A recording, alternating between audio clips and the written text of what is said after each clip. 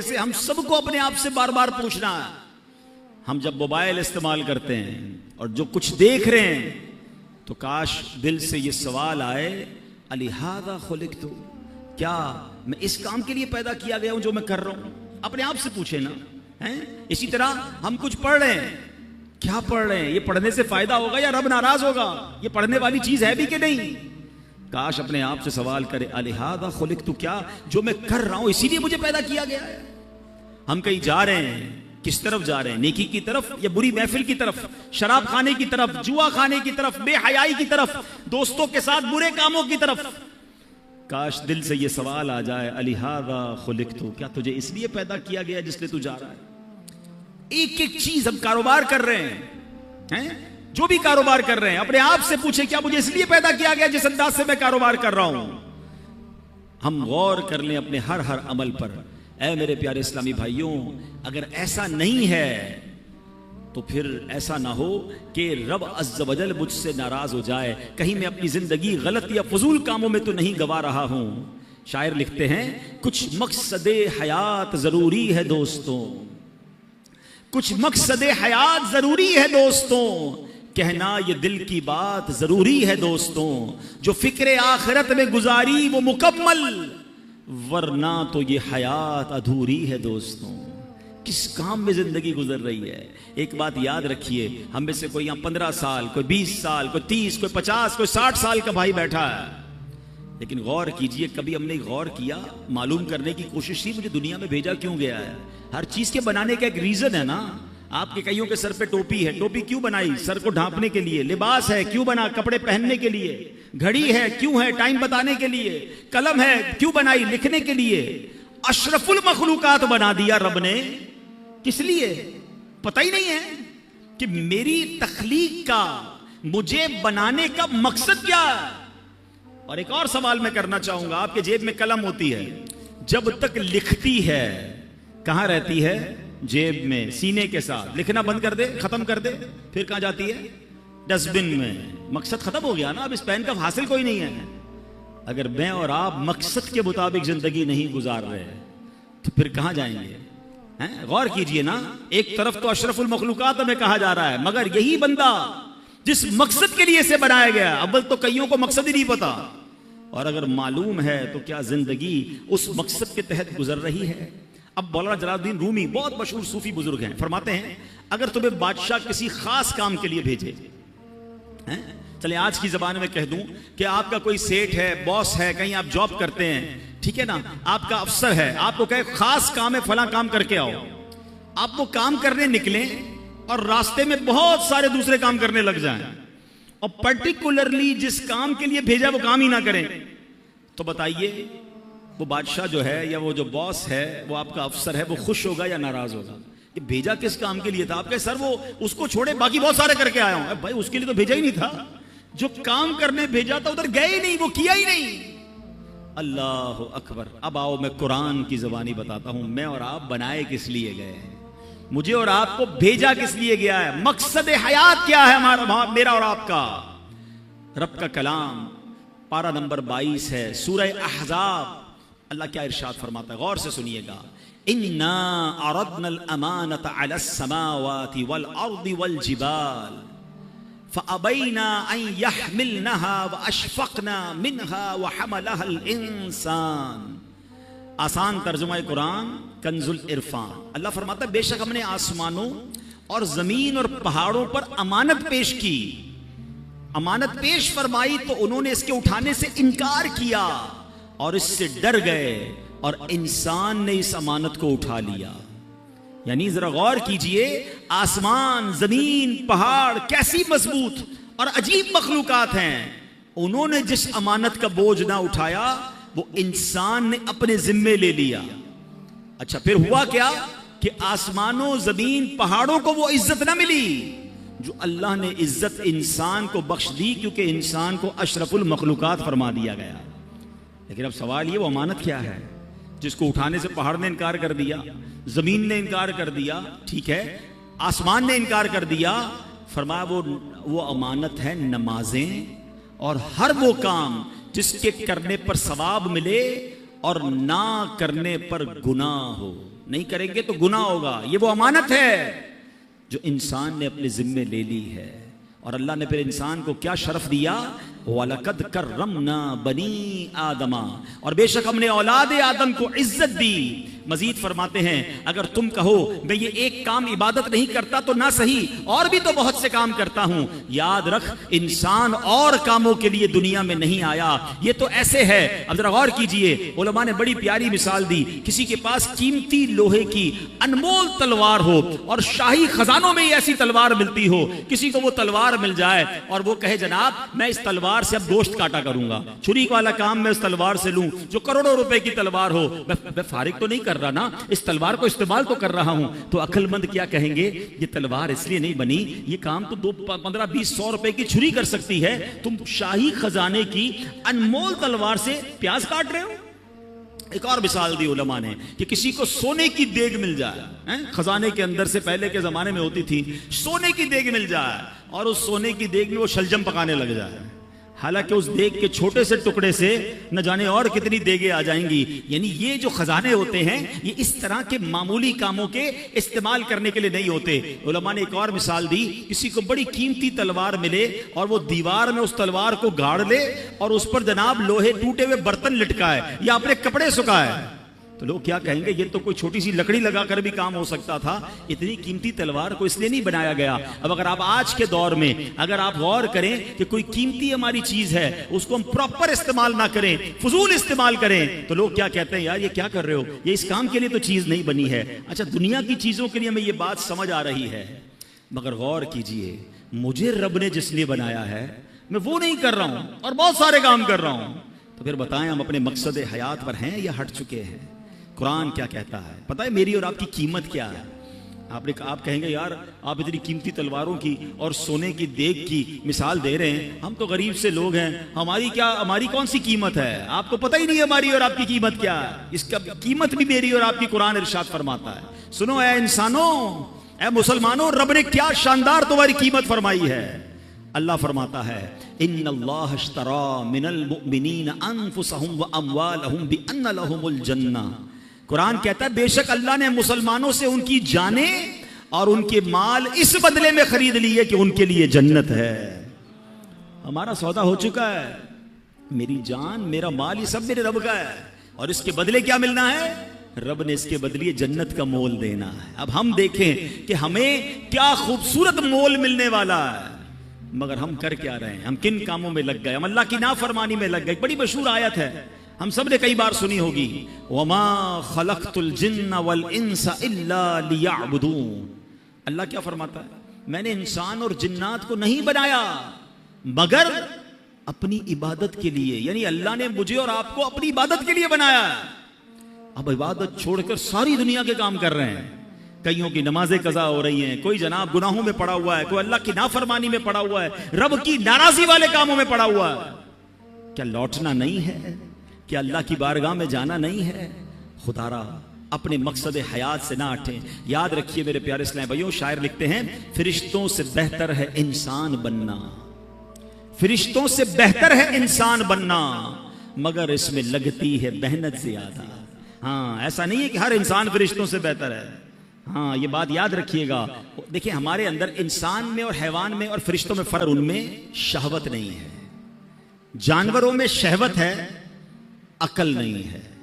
इंसानों में अकल भी है और शहवत भी है, बुरे बुरे ख्यालात भी आते हैं। फरमाया जानवर सिर्फ अपनी शहवत पूरी करता है इसलिए वो जानवर है, फरिश्ते बाअकल हैं, इबादत करते हैं इसलिए वो बड़े बरतर हैं।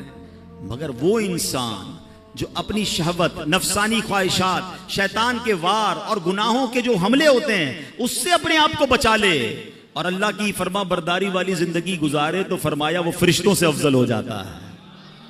मगर वो इंसान जो अकल होते हुए भी सिर्फ और सिर्फ अपनी नफसानी ख्वाहिशात, शहवात और गुनाहों की तरफ चला जाता है, अल्लाह की नाफरमानी करता है, फरमाया फिर वो जानवरों से भी बदतर है। वो इंसान फरिश्ता नहीं है या फरिश्तों से अफजल नहीं है, हर इंसान नहीं है।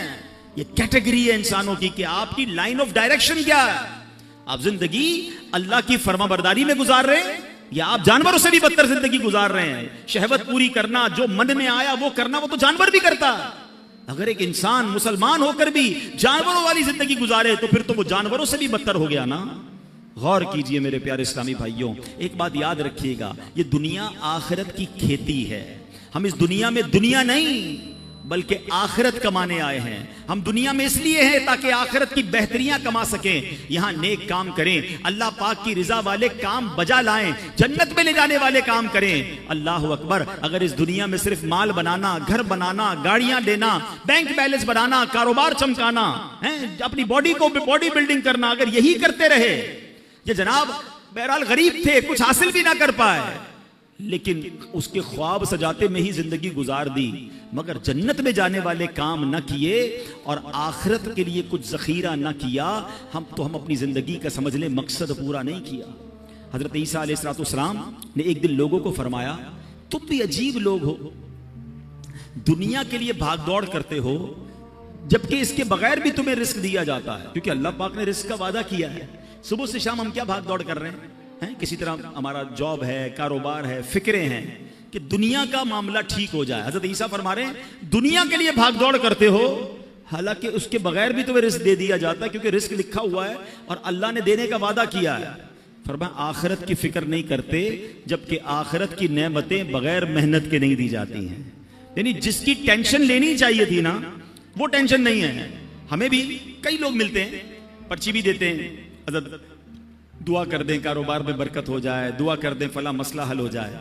बहुत कम लोग ऐसे मिलते हैं जो ये कहें कि दुआ करें मगफिरत हो जाए, दुआ करें अल्लाह राजी हो जाए। खुद अपनी दुआओं को भी तो चेक करें ना, कि मैं और आप हर नमाज के बाद, ये जब भी अल्लाह करे हर नमाजें भी सारे पढ़ें, लेकिन जब भी दुआ करते हैं तो आखिरत कहां है? आखिरत मांगना ही छोड़ दी लोगों ने, दुनिया की फिक्रें ज्यादा हो गई।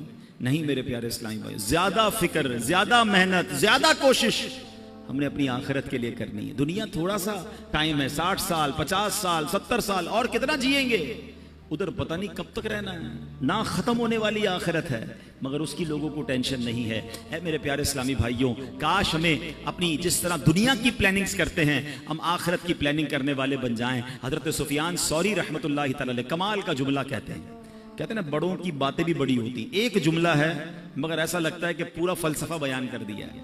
वो कहते हैं लोग सोए हुए हैं, जब इन्हें मौत आएगी तो बेदार हो जाएंगे।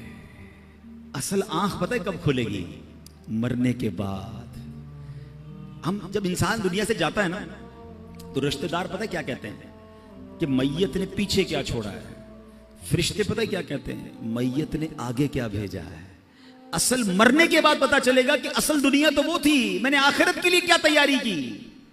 कई लोग बस दुनिया की प्लानिंग बनाते बनाते, अभी तौबा नहीं बाद में कर लूंगा, बस अगली रमजान को तौबा कर लूंगा, बस ये कारोबार सेट हो जाए फिर गुनाह छोड़ दूंगा, फिर मैं शराब छोड़ दूंगा, फिर मैं बुरे काम छोड़ दूंगा, और इसी इंतजार में दुनिया से चले जाते हैं। फरमाया मौत आएगी तो बेदार हो जाएंगे, मगर फिर कर कुछ नहीं सकेंगे।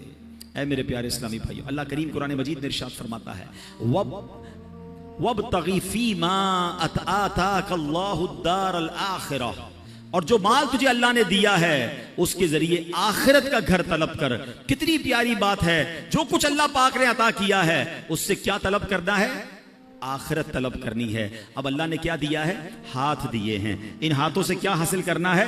आखिरत हासिल करनी है, मगर इन हाथों से गुनाह करके अल्लाह को नाराज कर रहे हैं। अल्लाह ने आंखें दी हैं, इन आंखों से अल्लाह को राजी करके अच्छे काम करके आखिरत तलब करनी है, मगर यही आंखें हराम देखकर अल्लाह को नाराजी वाले काम किए जा रहे हैं। ये कान अल्लाह ने दिए हैं, इन कानों से तिलावत सुनकर, अच्छी बातें सुनकर आखिरत तलब करनी है, मगर इन कानों से हम अल्लाह को नाराज करके, अल्लाह को नाराज करके आखिरत बर्बाद कर रहे हैं। गौर करते जाएं, जो कुछ रब ने दिया, कुरान क्या कह रहा है, जो अल्लाह ने दिया है उससे आखिरत तलब करो, मगर मुझे और आपको जो जो रब ने दिया, चाहे वो दौलत दी, सेहत दी, ताकत दी, औलाद दी, मर्तबा दिया, शोहरत दी, जो कुछ दिया वो रब ने दिया, मगर क्या मैं इससे आखिरत तलब कर रहा हूं या रब ही को नाराज कर रहा हूं?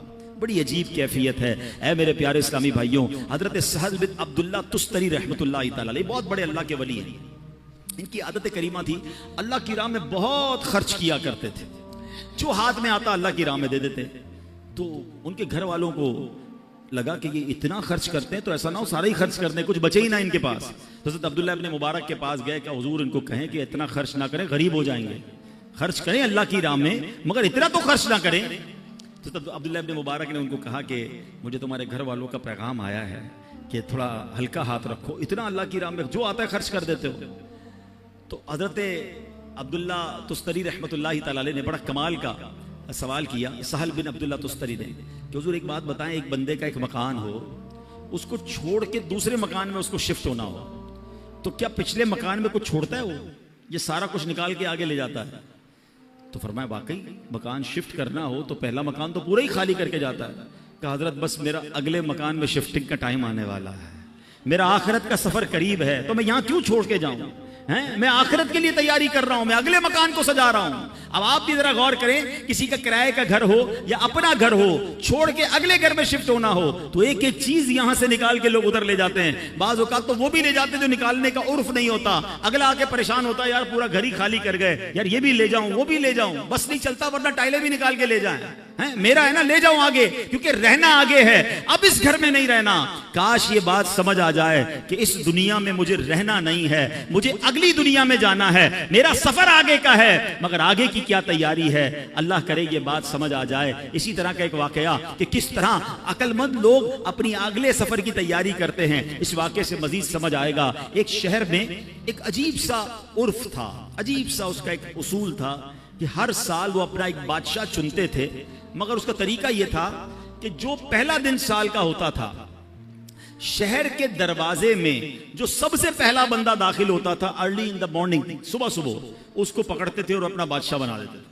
तो एक अजनबी सा शख्स था, वो उसको पता भी नहीं था, वो शहर में सुबह सुबह दाखिल हुआ, शहर वालों ने पकड़ लिया, मुबारक हो मुबारक हो, उसको हार वगैरह पहनाया, का खैरियत तो है, कि आपको मुबारक हो, आप हमारे बादशाह बन गए। तो क्यों बादशाह बन गया? कि हमारा उसूल है जो साल के पहले दिन सबसे पहले शहर में दाखिल होता है वो बादशाह। अच्छा तो कितने टाइम के लिए बादशाह? का 1 साल के लिए। वो था बड़ा अकलमंद आदमी, कहता 1 साल के लिए? कहा पहले जो मुझसे पहले बादशाह थे वो सारे कहां गए?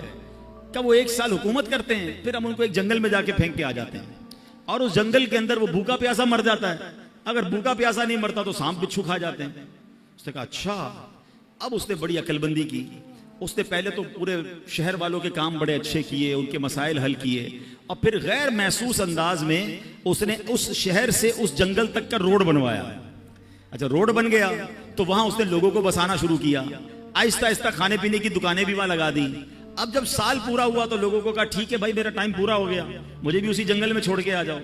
तो जो शहर के बड़े लोग थे उन्होंने कहा आप बड़े समझदार हैं, आपने उस जंगल बयाबान को भी शहर बना दिया, उधर भी जनाब इतनी रौनक कर दी कि हम आपको उधर भी लेके जाएंगे तो आपको कोई प्रॉब्लम नहीं होगी। हमें ऐसे ही अक्लमंद बादशाह की जरूरत थी, अब हम सब ने मिलकर फैसला किया है आप ही हमारे बादशाह रहेंगे। अब बज़ाहिर तो ये वाकया है, मगर क्या मुझे और आपको एक शहर में नहीं जाना है? मुझे और आपको एक और दुनिया में नहीं जाना है जहां सांप और बिच्छू भी हो सकते हैं? अल्लाह नाराज हुआ तो कब्र में सांप और बिच्छू भी तो हो सकते हैं ना।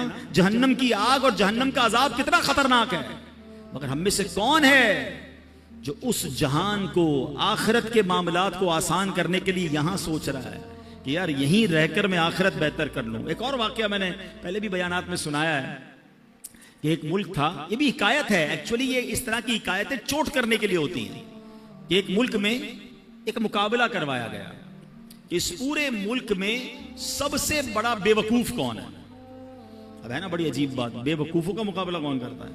बहरहाल मुकाबला हुआ, वजीरों ने सेलेक्ट किया कि बादशाह सलामत हमने जान लिया है कि ये बंदा सबसे बड़ा बेवकूफ है। चेक कर लिया, चेक कर लिया।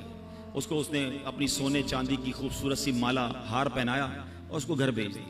वो बंदा बड़ा खुश घर आ गया। थोड़े दिनों बाद उसको किसी ने बताया कि बादशाह सलामत बड़े बीमार हो गए हैं। कहा अच्छा चलो मैं जाके मिलता हूँ बादशाह सलामत से। बादशाह के पास गया, कहा बादशाह सलामत कैसे हैं आप, ठीक हैं? तो कहा बस अब तो आखिरी लम्हात हैं, ये दुनिया छोड़कर जा रहा हूं। कहते अच्छा बादशाह सलामत कहीं और जा रहे हैं? था तो बेवकूफ ना। कहा बस अब ये दुनिया, ये जहान छोड़कर अगले जहान में जा रहा हूं। तो बादशाह सलामत ये बताइए, यहां तो इतना बड़ा महल है, इतने सारे कमरे हैं, जिधर जा रहे हैं उधर महल बना लिया? बादशाह कहता है वहां तो झोपड़ी भी नहीं बनाई है। अच्छा बादशाह सलामत में देख रहा हूं आपके पास बड़े पैसे हैं, यहां पर बड़े हीरे जवाहरात हैं, जिधर जा रहे हैं उधर आपने पैसे भिजवा दिए? कहा नहीं, उधर तो फूटी कौड़ी भी नहीं है। क्या बादशाह सलामत, इधर मैं देख रहा हूं आपके आगे पीछे इतने खादिम खादमाएं मुलाजिम, जिधर जा रहे हैं उधर कुछ मुलाजिम भिजवाए नहीं भिजवाए? कहा उधर मेरा कोई खिदमतगार नहीं है। तो उस बेवकूफ ने पता है क्या किया, जो अपनी माला थी ना जो बादशाह ने पहनाई थी उसको उतारी और उसको बादशाह को पहना दी। कहा मुझसे बड़े बेवकूफ तो फिर आप हुए ना, आपको पता है कि मैं किसी और दुनिया में जा रहा हूं, ना घर बनाया, ना पैसे भिजवाए, ना मुलाजिम भिजवाए, तो बड़े बेवकूफ तो आप हुए। अब सही बताओ, ये हम सब के दिलों के लिए कैसी चोट है।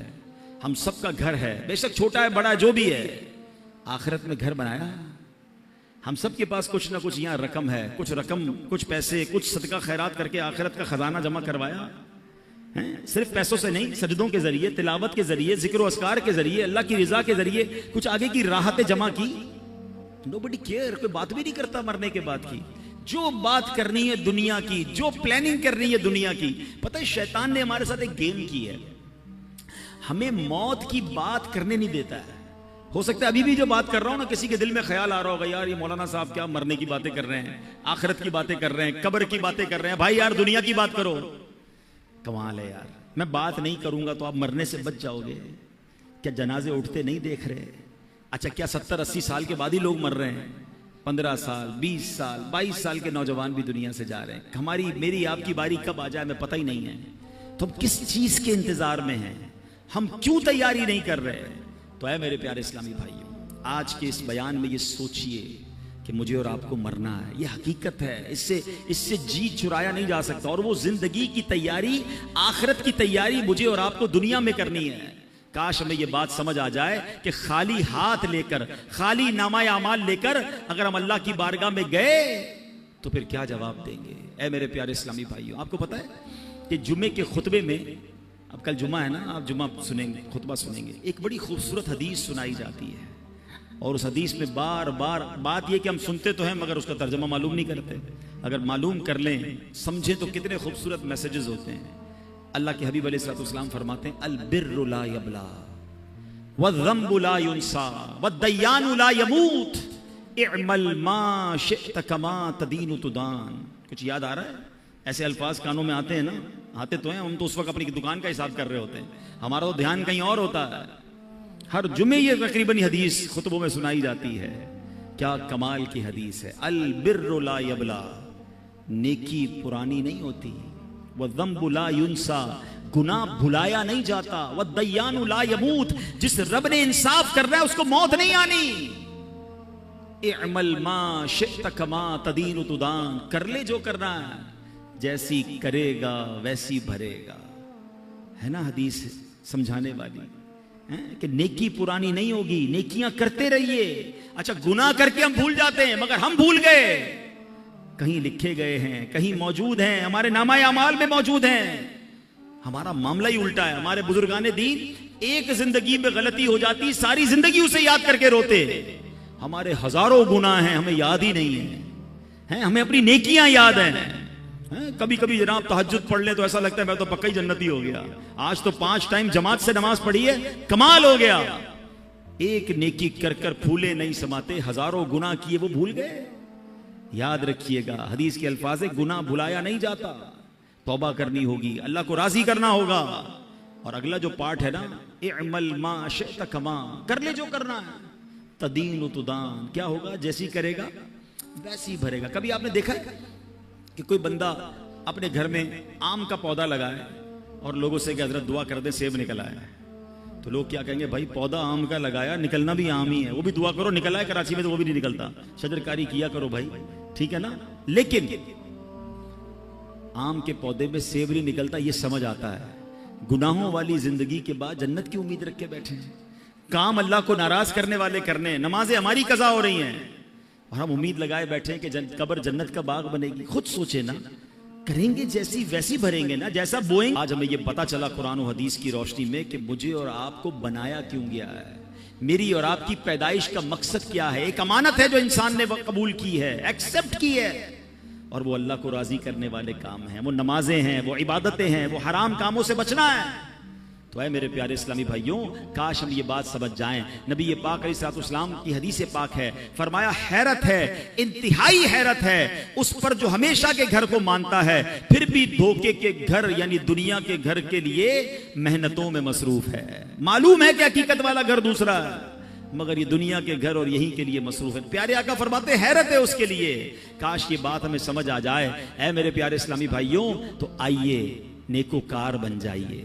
इतनी सारी रिवायतें, वाकयात, सब कुछ हमें झंझोड़ झंझोड़ कर कह रहे हैं कि ऐ बंदे, ये दुनिया आखिरत के लिए वक्फ है, दुनिया आखिरत की खेती है, आज जो बोएगा वही आखिरत में काटेगा।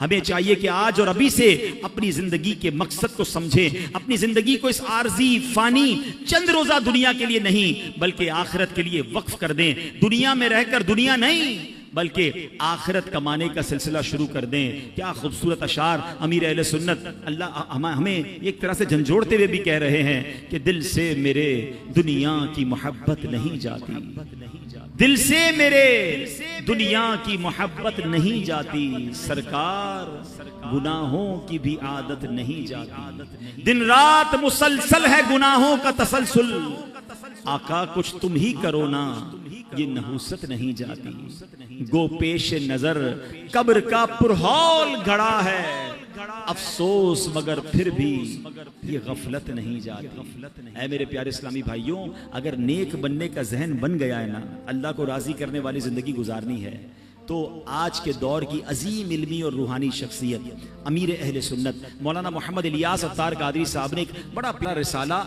नेक आमाल का रिसाला हमें अता किया है। नेक आमाल के रिसाले से पाबंदी से अपने आमाल का जायजा लीजिए। नबी पाक अलैहिस्सलाम ने हजरत अबू ज़र ग़िफ़ारी रदी अल्लाह तआला अन्हु से इरशाद फरमाया, ए अबू ज़र, आदमी उस वक्त तक मुत्तकी नहीं बन सकता जब तक अपने आमाल का जायजा इतनी सख्ती से ना करे जितनी सख्ती से कोई शख्स अपने कारोबारी शरीक से हिसाब करता है। इसका फायदा यह होगा कि उसे मालूम हो जाएगा कि उसके खाने पीने और पहनने की चीजें हलाल की हैं या हराम की।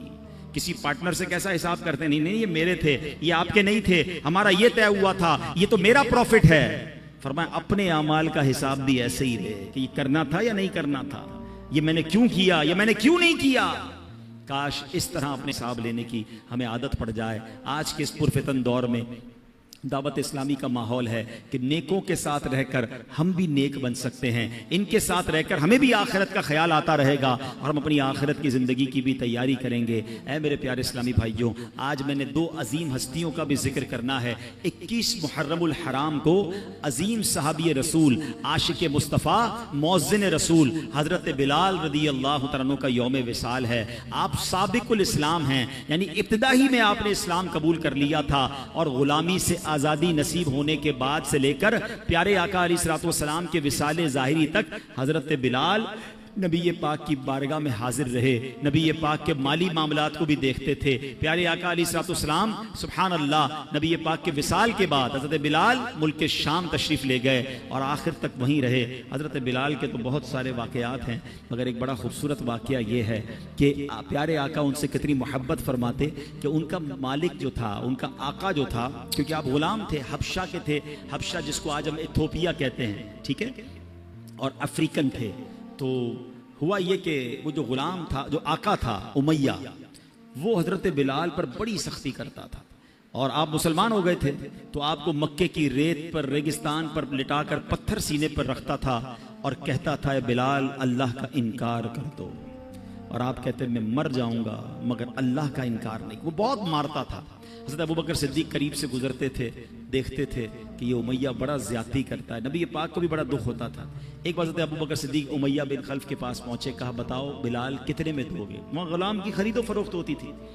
अब जरा समझिएगा, उस जमाने में मिसाल के तौर पर एक गुलाम की कीमत 1000 रुपए थी या 1000 दिरहम या दिनार। तो उमैया ने कहा मैं 3000 में दूंगा, पैसे बढ़ाकर बताए।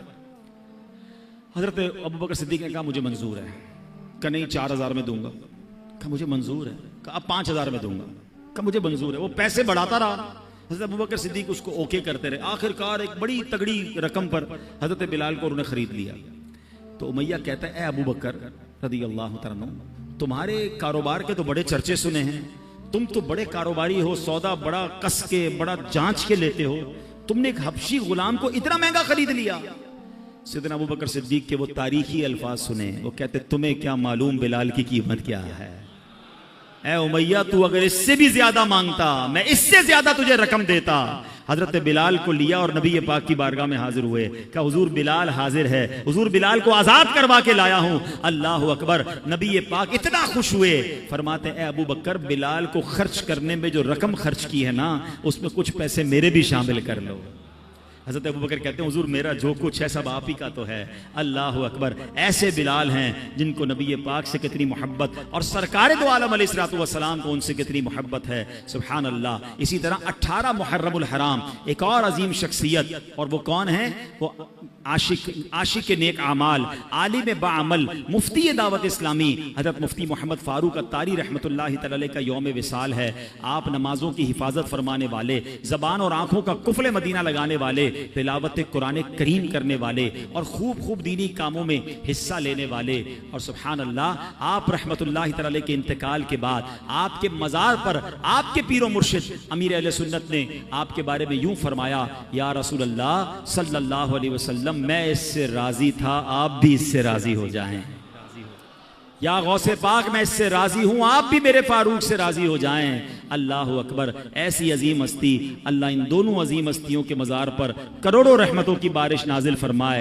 इन लोगों ने दुनिया में रहकर अपनी आखिरत बना ली, काश हम भी दुनिया में रहकर अपनी आखिरत बेहतर करने वालों में हो जाएं। अल्लाह मुझे भी आपको भी अपनी आखिरत बेहतर करने की फिक्र और सोच नसीब फरमाए। इसमें मदनी काफिले भी हैं, सफ़र करें तो आखिरत की तैयारी मिलती है।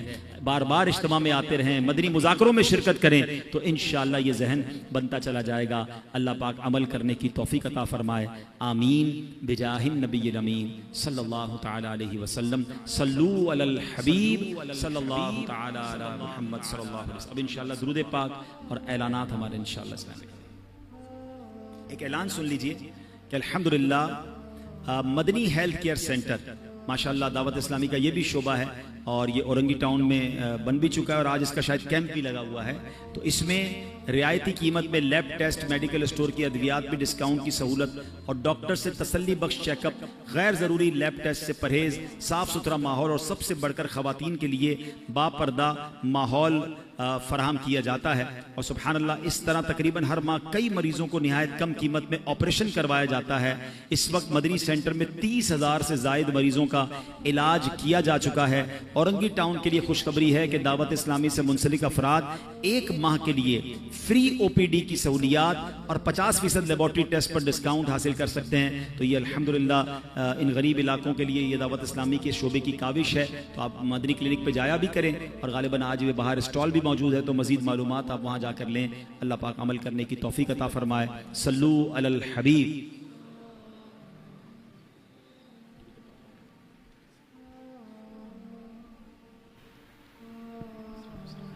सल्लु अलल हबीब सल्लल्लाहु तआला अला मुहम्मद सल्लल्लाहु अलैहि वसल्लम।